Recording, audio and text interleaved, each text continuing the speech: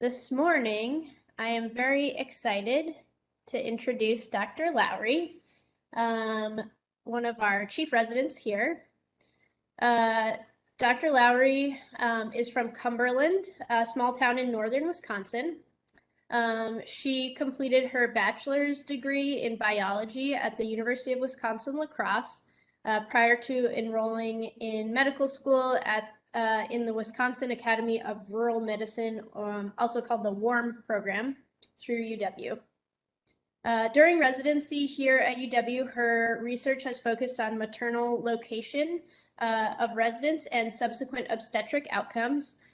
After graduation, she plans to return to La Crosse as a generalist, where she will continue to work with future WARM students and rural family medicine practitioners, as well as general surgery residents. Please join me in welcoming Dr. Lowry this morning for her presentation.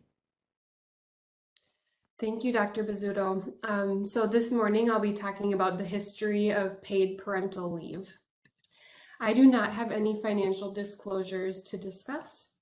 So I'll start with my learning objectives. After the next hour, I hope that we're all able to define maternity, paternity, and parental leave and review the various forms of such leave that are available to parents. Compare parental leave opportunities in the United States to countries around the world. Discuss the history behind parental leave in the United States and abroad. Evaluate the benefits of parental leave and explain the current state of paid parental leave in the US. I figure it would be helpful to start with some definitions to clarify the various forms and aspects of leave that I'll be discussing throughout the next hour. Unfortunately, much of the vocabulary surrounding parental leave is labeled with gendered terms such as mother and father or maternity and paternity leave, insinuating the genders of the parental figures. As much of today's discussion will be focused on the history behind and the current landscape for parental leave around the world, these gendered terms will be used just for simplicity's sake. In the next hour, we will highlight the gap that exists for adequate family leave assistance for many parents in the United States. And in hearing this, you will only have to remember that this gap becomes more complex for same-sex couples and non-binary parents. So to start with those definitions, paid leave is a leave of absence from a person's employment that takes place around a qualifying event where employers continue to pay the entirety of or a portion of an employee's regular earnings. This is in contrast to unpaid leave, which is an absence that takes place around a qualifying event where employees are not paid, but their jobs are protected, ensuring an employee can return to their same position or an equal position after culmination of their leave. Maternity and paternity leave can be paid or unpaid and is a leave of absence that occurs in the first few months after childbirth or the adoption of a child. Parental leave is a leave of absence that also can be paid or unpaid, and this is typically available after the completion of maternity and or paternity leave. In some cases, this is available to both parents, but in other scenarios, this is specifically allocated to either the mother or the father. And all of these are in contrast to family medical leave, which is offered for a more comprehensive list of indications, including parents with new children, a worker's own serious illness or injury, care of a family member with a serious medical condition, or extingency leave to a family member's military employment. This can also be paid or unpaid. It's no secret that there are vast differences in parental leave options and support between America and most other countries around the world. Headlines from the US and from other countries say it best.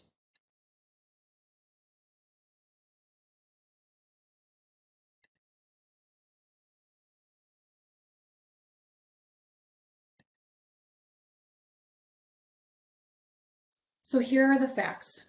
The US is the only country classified by the World Bank as high income that does not guarantee paid maternity leave. Out of the 193 countries in the United Nations, only a small handful do not have a national paid leave law. These countries include New Guinea, Suriname, a few South Pacific Island nations, and one of the wealthiest nations in the world, the US. In a report by the Organization of Economic Cooperation and Development, or OECD, 41 developed nations were examined, and the United States was the only country that did not have universal paid leave. For comparison, the smallest amount of paid leave required in any of the other 40 nations is currently 2 months, while many European and Asian countries offer over an entire year of paid leave, with Estonia currently offering more than a year and a half. And this is paid leave that's reported by the OECD as at least half of the parent's salary, if not 100% of the salary in many countries. For comparison, our closest neighbor, Canada, provides paid maternity leave up to 15 weeks, then followed by parental leave, which is paid at 55% for up to a total of 35 weeks, all while being guaranteed job protection and benefits coverage. So if we in America do not have mandated paid maternity, paternity, or parental leave, what are our options? For Americans, this can vary widely by your employer, state, or even city. The most common and well-recognized form of leave, FMLA, or the Family and Medical Leave Act, was first passed in 1993. Employees are eligible for this leave if they have worked at their employer for at least 12 months, if the hours that they have put in equated to 1,250 hours of work over those past 12 months, and if they work at a location that employs at least 50 employees in a 75-mile radius. FMLA does reach beyond the scope of just parental leave, allowing employees a leave of absence after the birth or adoption of a child, the care for an employee's spouse, child, or parent who has a serious health condition, or to take a personal medical leave. This policy provides employees up to 12 weeks of leave with required job protection and maintenance of health benefits during the time of absence. Employers may, however, require the use of vacation days prior to the initiation of FMLA. Unfortunately, only just over half of American workers qualify to access FMLA, and this federal-based leave is unpaid leave. Recent reports show that almost half of those who qualify for FMLA decline due to the fear of lost wages, and 2/3 of the employees that do use FMLA describe experiencing financial trouble as a result. More recently, beginning in October of 2020, the Federal Employee Paid Leave Act made paid parental leave available to certain categories of federal civilian employees. This act amended the FMLA policy to provide up to 12 weeks of paid parental leave to covered federal employees around the time of birth or adoption of a child. While this is an excellent step and does apply to 2.1 million civilian federal workers, that is only 1.3% of our current 157 million people that are currently employed in the US. This is the first update to FMLA since it was enacted in 1993. Outside of FMLA, there are other forms of leave. At the individual level, employers, cities, and states are able to, and some have, established their own paid parental leave programs. California, New Jersey, New York, Rhode Island, Washington, Massachusetts, Connecticut, Oregon, and DC currently have state-mandated paid leave plans in place. These policies vary greatly in terms of coverage, duration, and percentage of wage covered. Some are as limited as mothers only being able to use their short-term disability benefits to take time off, whereas others support a more generous leave. According to the National Partnership for Women and Families, this type of leave unfortunately only touches about 20% of American workers, which is especially tricky given recent evidence showing both parents work full-time in almost half of two-parent households in the US. In a survey completed by the Bureau of Labor, only 42% of private sector workers reported having access to paid personal medical leave, and only 14% had access to paid family leave. When this was investigated further, it was seen that workers with less than a college education, lower wage earners, and Hispanic workers had even less access to paid leave. So what about for same-sex couples? The Supreme Court's recognition that same-sex couples have a constitutional right to marry has had a huge impact on adoption rights.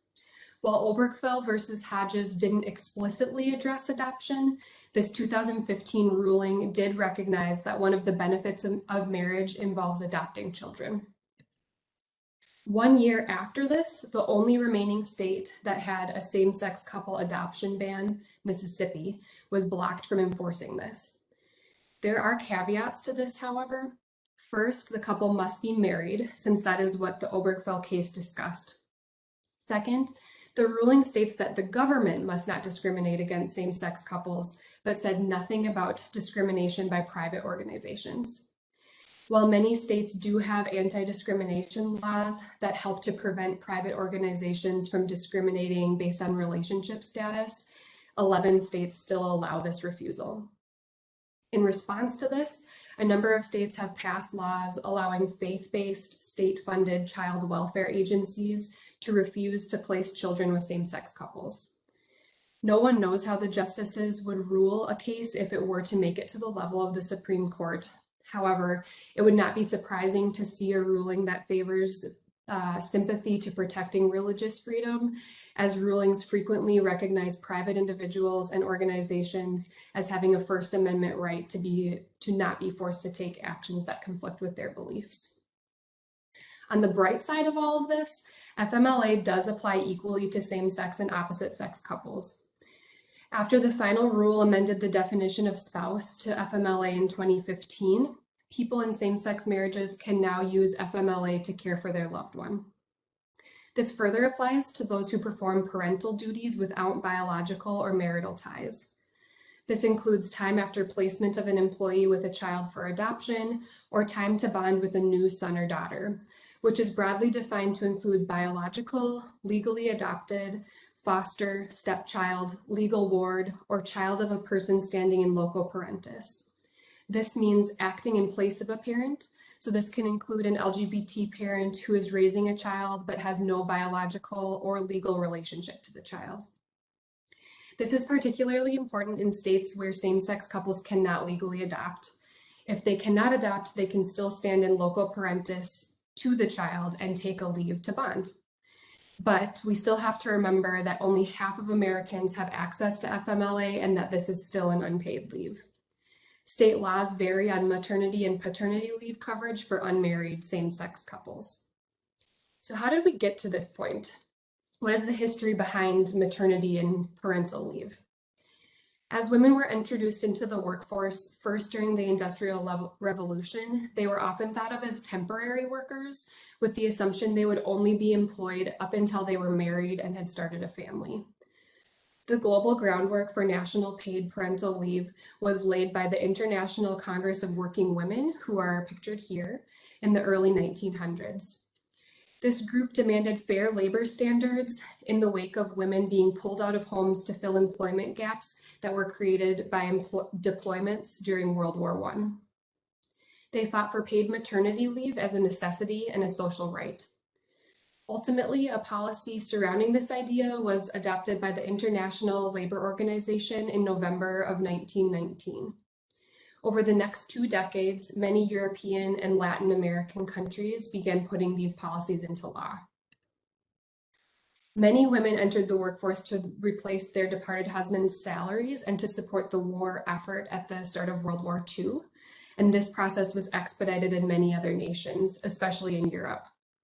This push was largely focused on the economy rather than the social benefits of parental leave that are in the spotlight today. There were real fears about demographic decline due to population loss, so focus was placed on the idea that a strong workforce would be needed to rebuild economies and that babies would be needed to increase populations that were devastated by the war. Further, many European nations had experienced the effects of fascism directly, leading to their general philosophy that an individualistic each man for himself structure was alienating rather than supportive of social and economic stability. This is in stark contrast to the United States, where our country wasn't plagued with efforts to recover from the same destruction and population loss. Rather, our economy was doing well and immigration was bolstering the labor force, so women were actually encouraged to return home and often laid off to free up jobs for their returning soldiers. As our relationship with the Soviet Union deteriorated, our nation steered more toward an individualistic culture mindset. Since the idea of supporting a social welfare policy for universal benefit could be labeled as socialist or communist, perceptions of the social and economic value of maternity leave only became more negative and unacceptable. Regardless, with more women in the workforce during this era, employers and lawmakers were forced to address the issue of pregnancy on the job, which was only further highlighted in the 1960s with the second wave of feminism. A wave of movements followed in the 1970s. First, the Equal Employment Opportunity Commission instated guidelines requiring temporary disability benefits for pregnancy-related outcomes, including miscarriage and childbirth. This was in 1972 and was quickly followed by passing the Pregnancy Discrimination Act of 1978, which amended the Civil Rights Act, prohibiting workplace discrimination based on pregnancy, birth, or pregnancy-related diagnoses. It wasn't until 15 years after that that FMLA was passed. So why does all of this matter? We do know that paid parental leave policies have a significant impact on the health of women and families. Evidence supports infant, maternal, and even economic or employment level benefits for having paid parental leave. The relationship between parental leave and infant outcomes was first investigated at the population level in the 1990s, when Weingarten and Bracey, and then later Room, found that a parental leave of at least 10 weeks duration was associated with a decrease in infant mortality rates by about 2.5 to 3.4%, which equates to 0.5 infant deaths per 1,000 births. Building off of this work, Tanaka published a study in 2005 that further dissected this data, showing the sharpest declines to be a 4% reduction in post-neonatal mortality, so that's death between days 28 and 364 of life, and child mortality, or deaths of children before age 5, in families where mothers had at least 10 weeks of paid leave. This effect was only seen for leave that was both job protected and paid. After the implementation of FMLA in America, outcomes were evaluated by Rosen. Due to the notion that many families cannot afford to take unpaid parental leave, they performed a creative investigation which tried to separate families by demographic characteristics. While this analysis did show a 10% reduction in the infant mortality for families who had demographics that could likely afford to take an unpaid leave, they actually did not see FMLA to have any effect on the infant mortality rates in families that were less likely to be able to take an unpaid leave, including people who had less educated families or single mothers. This is of particular importance in a country where our infant mortality rates are higher than other countries of similar GDP. For example, while we did hit an all-time low in 2018 at 5.9 deaths per 1,000 live births in America, this is unfortunately still much higher than countries like France or the United Kingdom, who see much lower rates at 3.8 deaths per 1,000 live births. Outside of just infant mortality, infants and families with paid leave are more likely to attend well child care visits, receive vaccinations, and both of those things are seen in higher likelihood if this leave extends to cover at least 12 weeks. We also know that infancy is a critical period for health and child development. In the first year or two of life, 700 synapses form each second in a child's brain. During that time, having positive, consistent bonding can only help foster development. Beyond early development, researchers investigated long-term outcomes for adolescents in Norway after the country transitioned from 3 months of unpaid leave to a national policy of 4 months of paid leave, which then could be followed by up to 12 months of unpaid leave with job protection. And this was in 1977. When they compared the infants who were born after this change was implemented, they actually saw lower rates of high school dropout and teen pregnancy, in addition to higher rates of college attendance and even higher IQ scores. Not surprisingly, paid parental leave leads to an increased likelihood of breastfeeding uptake and duration. When more than 1,000 American mothers were examined, a study found that returning to work at less than 12 weeks postpartum or working more than 34 hours per week were both associated with significantly shorter breastfeeding duration. While mothers do quote many reasons for discontinuing breastfeeding, returning to work was the top quoted reason for breastfeeding cessation after the first 2 months of a baby's life. Following Canada's 6-month extension of paid parental leave, researchers found a 40% increase in exclusive breastfeeding at 6 months.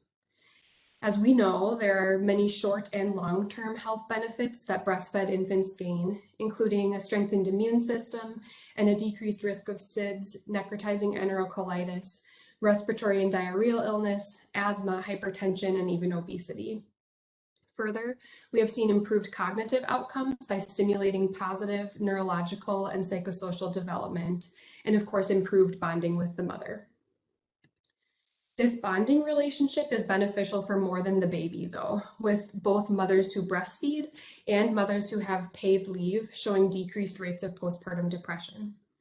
Many observational studies have supported this idea.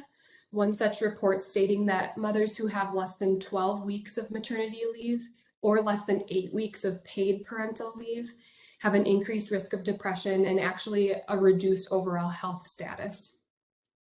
Another study found that women who took less than 12 weeks of maternity leave had rates of depression that decreased with each additional week of leave that they were able to add.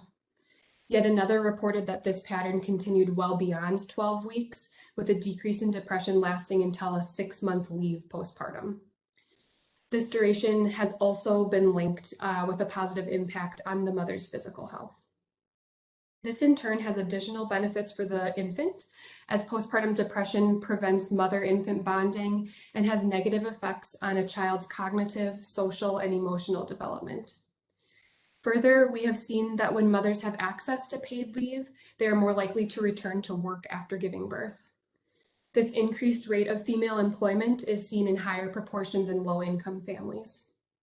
Understandably, both paid parental leave has been linked to a higher initiation of and maintenance of jobs, which could only be considered a health benefit for employers with respect to job turnover and consistency. On the other side of the parenting partnership, we have seen paid leave for fathers to lead to their increased presence in child rearing and decreased stress on the family. Even 2 weeks of paid paternity leave has been shown to make a big difference in improving long-term engagement between fathers and children. Many investigators believe the addition of this leave can strengthen the family unit, improve a mother's recovery, and may even decrease implicit workplace discrimination against women. With all of these benefits in mind, organizations like the American Academy of Pediatrics, ACOG, SMFM, and the World Health Organization all agree that increased access to paid parental leave is of great public health importance. This was first recognized by the International Labor Organization, an arm of the United Nations, as a priority back in 1952, when they made a recommendation for 14 weeks of paid maternity leave, only to increase this recommendation to 18 weeks in the year 2000. The World Health Organization recommends at least 16 weeks of paid leave for parents. While SMFM and ACOG statements are not quite so lofty, they do recommend 100% paid leave for a minimum of 12 and 6 weeks, respectively. And this is in contrast to the AAP, who states that there's no upper cutoff of length for parental leave after which families could no longer gain benefit. And their president, Dr. Bernard Dreyer, goes further to suggest a 6 to 9 month minimum maternity leave. All of these recommendations, of course, are still significantly less than the policies that we see in Canada and most European countries, where 6 to 12 months of paid maternity leave, in addition to some length of paid paternity leave, is provided. In most countries, families rely on the income of both parents. The share of mothers working either full or part-time in the US has increased over the past century from 51 to 72%. Almost half of two-parent homes now include 2 full-time working parents. And research by the AARP shows that more than half of working caregivers experience at least one work-related impact due to caregiving. This equates to a loss of more than $7,000 of out-of-pocket expenses on average. Not surprisingly, many families can't afford to take lengthy periods without income, but newborns absolutely need parental care. While the US does have a good starting point with FMLA treating mothers and fathers equally, thereby hopefully preventing some workplace bias surrounding this leave does not apply to about half of the American workforce, and most importantly is unpaid. This means that many parents are going back to work sooner than they would like to due to their inability to afford unpaid time off, and thereby missing out on the opportunity of all of the previously mentioned benefits of this leave. More concerning is the fact that this divide disproportionately affects low-income working parents and parents of color, inherently becoming a social justice issue. Workers earning less than $35,000 per year are said to be 2.5 times as likely to lack access to paid leave than their counterparts who make at least $75,000 per year, with only 7% of the lowest earners quoted to have access to paid leave. American workers of color are twice as likely to lack this access than are white workers. And this is in addition to the racial wealth gap that we already know exists, where we see families of color being twice as likely to lack access to enough liquid assets where they can live at least at the poverty level if they were required to go without income for 12 weeks. These disparities persist regardless of education level. Former Representative John Lewis, I think, said it best when he said, "In the United States, our public policies have been shaped by racism and sexism, depriving tens of millions of working people a meaningful right to care for themselves and their loved ones without risking their livelihoods. Nearly 8 in 10 civilian workers do not have paid family leave at their jobs, meaning that when the need to care arises, they are forced to choose between their health or the health of their loved ones and their income. The coronavirus pandemic has brought into stark relief the fact that Black, Native American, Latina, and Asian American and Pacific Islander workers have been especially likely to face this hard choice. This has resulted in greater economic insecurity, worse health outcomes, and lost time with family when it was most needed." On the positive side, we have seen that paid leave programs that have been implemented at the state level can be successful, affordable, and sustainable, benefiting families and employers alike. Since California's paid leave program started in 2004, more than 12.3 million claims have been paid, equating to about 5% of workers utilizing this program each year. This program has actually expanded multiple times since its implementation, increasing the benefit for lower level earners, broadening the qualifying scenarios for access, and making more workers eligible for job protection. Similar results have been seen in New Jersey, Rhode Island, and New York after the implementation of their paid leave programs in 2009, 14, and 18. Data from these states shows about 2 to 3% of the workforce submitting claims for paid leave, with between half and 2/3 of these claims being processed for families that earn less than $60,000 per year. Similar expansions to their respective policies have been seen in these states, with New York most recently expanding their policy to cover 12 weeks of leave at a 67% pay coverage this year. The National Partnership for Women and Families report on the positive benefits that have been seen for both families and employers after the implementation of these state-based programs. Many of these identified results that mirror the benefits I outlined previously, with improved maternal and infant bonding, breastfeeding rates, and vaccination rates, in addition to decreased rates of infant hospital admissions and postpartum depression. From an economic standpoint, their investigations importantly show that state paid leave programs improve the labor force participation of family caregivers, reduce the likelihood that new mothers would fall into poverty, increase household incomes, and even decrease the rates of use of public support programs in the first year after a child's birth. Further, they have seen racial differences in access to leave diminish.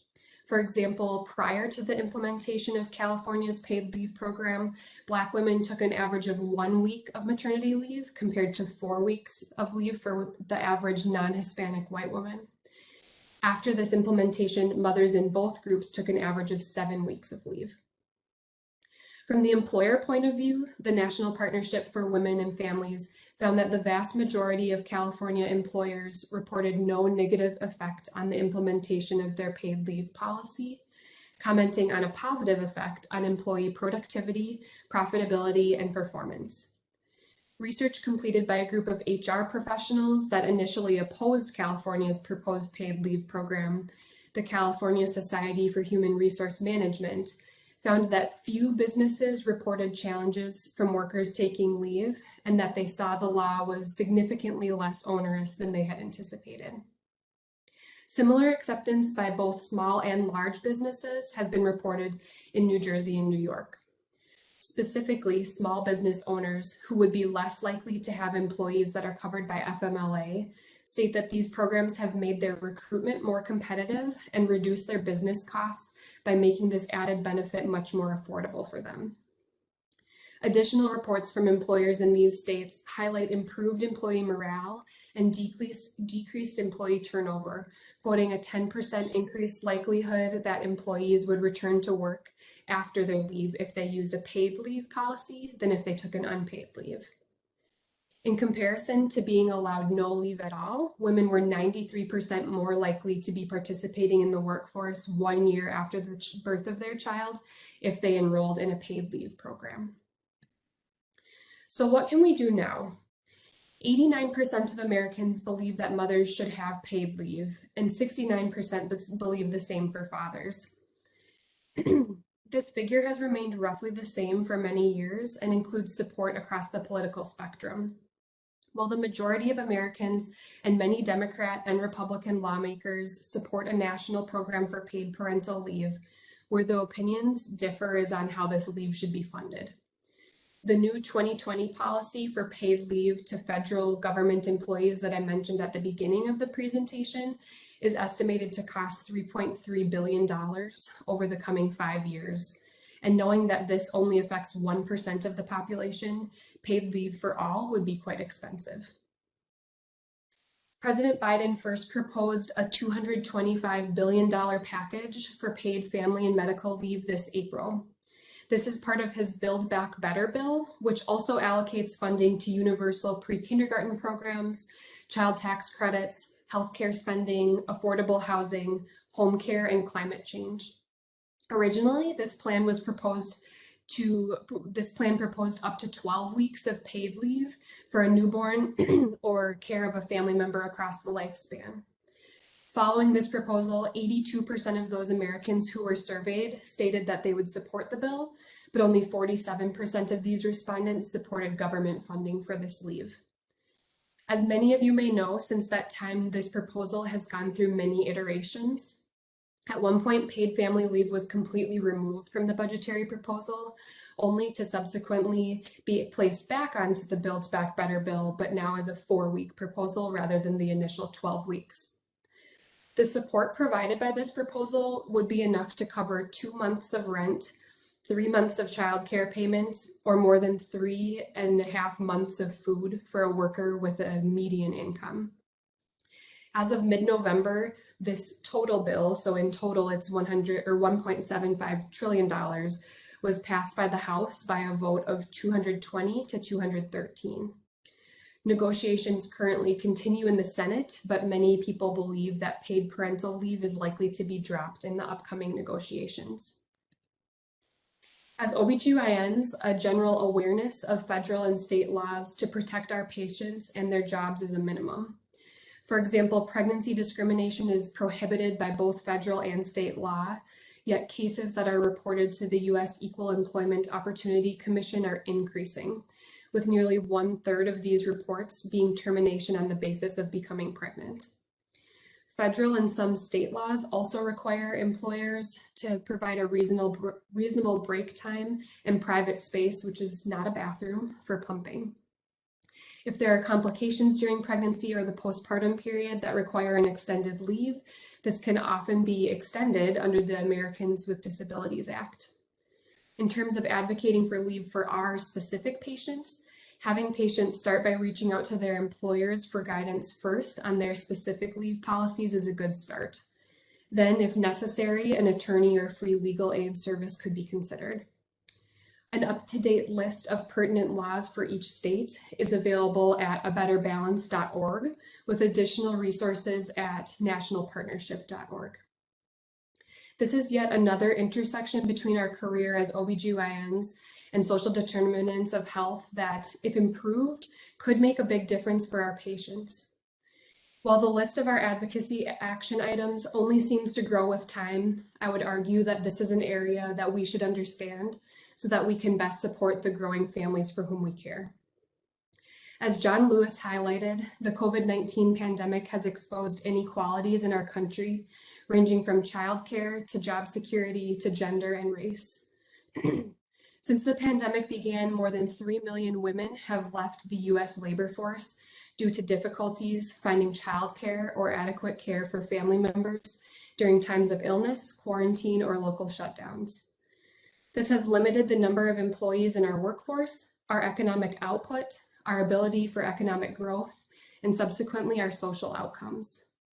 While this pandemic will hopefully and eventually have less of an impact on our well-being, what will not change is the growing of families, the need to raise these families to their best potential, and the need to support ourselves and our loved ones during medical and life challenges. Now more than ever seems an appropriate time to push for this change, putting our system back together and rethinking how things are done. I have a list of my resources here. And then I would just like to extend a few brief thank yous. So first to Doctors Rice, Hartenbach, and Spencer, thank you for your leadership, guidance, and overall support of our residency as a whole, in addition to your creative determination in starting the rural residency. I'm so thankful to have had the opportunity to train here in this program specifically. Thank you to the people that we as residents have been lucky enough to call teachers over the past 4 years, attendings, nurses, support staff. You all took us in like family and helped us to become better clinicians, surgeons, and advocates. Speaking of family, thank you to my residency family, from residents past and present, to the Run Club, to my wonderful class. And then to my dear friends and family who have been so understanding of missed phone calls and missed events over the past years. I could not have gotten through these past 4 years without you. So thank you for all of the support and love. And I'm happy to talk about any questions. Wonderful, great job. Thank you. So relevant with, the Biden bill and everything that's been in the news. So thank you for highlighting all these issues. I will open it up for questions. Feel free to unmute and go ahead and ask.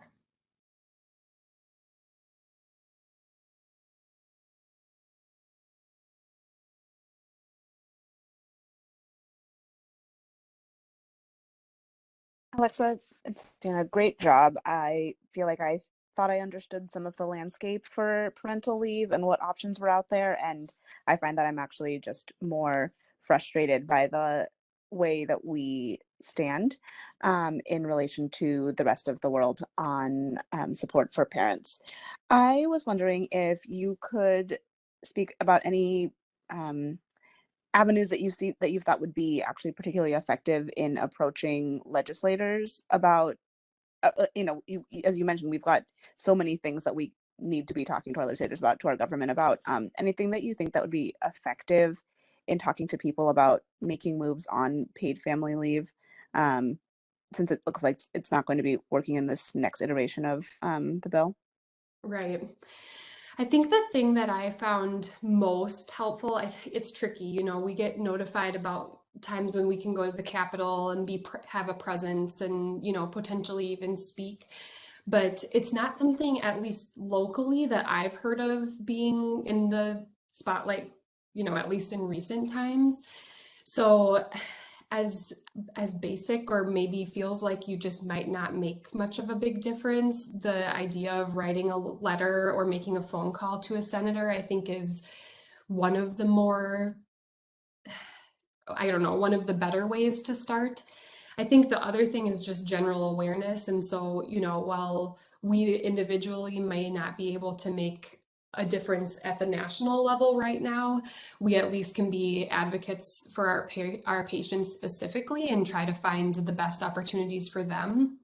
One of the things in one of my slides, I mentioned that one of the cities, there are cities, states, and even certain employers that do choose to participate and provide paid leave. And one of those cities is Sun Prairie, interestingly.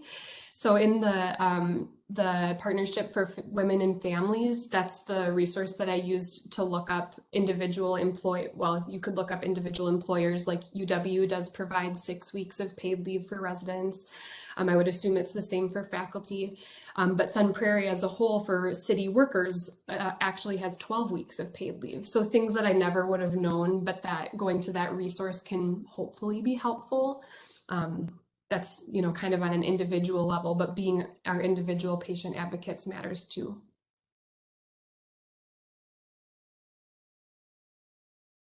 Thank you. Alexa, it's Dr. Hartenbach, and what a great topic and a great presentation. And I think you laid out the history and a lot about what's sort of currently going on in the country. I sometimes think about, like, what are we doing at the local level? So over the course of my career, we went from a situation where in applying for residency, the number one question was to ask me whether I planned to have any children in residency. And then I remember in residency, having it be pretty much a cultural of resentment for people who did choose to reproduce during residency. And I really think it's important that we have a culture that supports our trainees because their training time is at the same time as their reproductive years, as you know. So as a faculty, I felt supported by my colleagues, but there was no paid leave, and there was a lot of pressure to not take more than 6 weeks, which is what I did.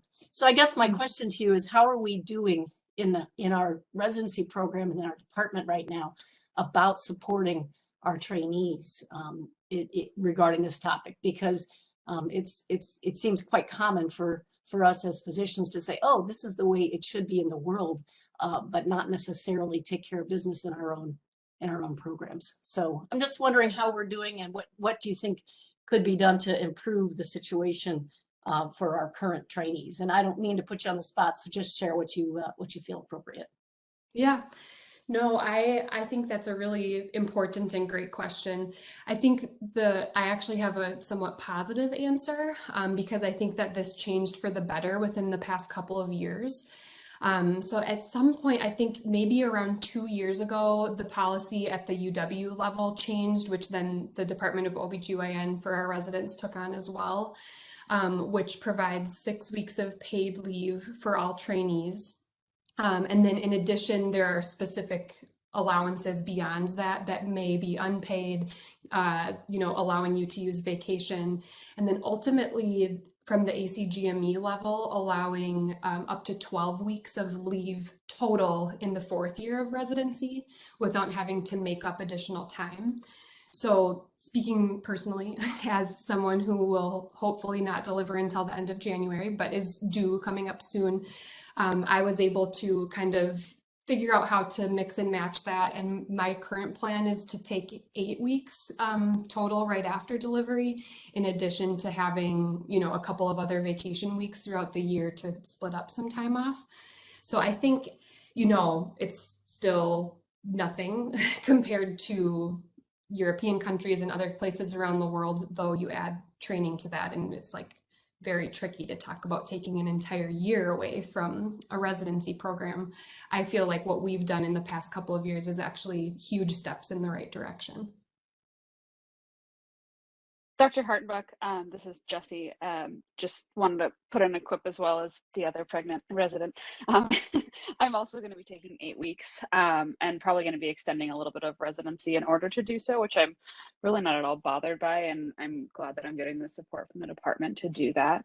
Having come into residency with a 4-month-old, I think that the other thing that we can do is really support breastfeeding and pumping at work. As an intern, that was just like a hard line for me to walk, and I probably should have asked for more support, but it was scary to do as a brand new intern. And this time around, I'm going to protect myself more. And I want to say everyone was very supportive. I think I should have just been more forward about asking for what I needed. But I know that if I'm chief and there are residents in the future that have pumping needs, I'm going to just very aggressively protect them and make it work, because that was a huge source of stress for me when I was a new intern. And I think being aware of that and not just saying, oh, it's okay to do in the work or whatever, but having people that say, I want to make this work for you. Like, I will take your pager, I will do whatever we need to do so that you can have the time that you need to make food for your baby.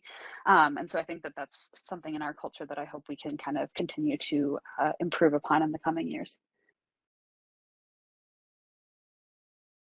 I'm glad you mentioned that, because I think having both the time and the support and the place to do the pumping is super important in the workplace. And it's been an issue that UW Health has been trying to tackle. Well, excellent job, Alexa. There's some really nice comments here in the chat, so hopefully you get a minute to take a look at those. But thanks everyone for the discussion today. Feel free to email Alexa any further questions that you may have. And I think we'll kind of end here and give everyone a few minutes back this morning.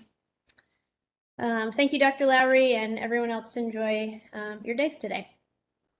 Thanks, everybody.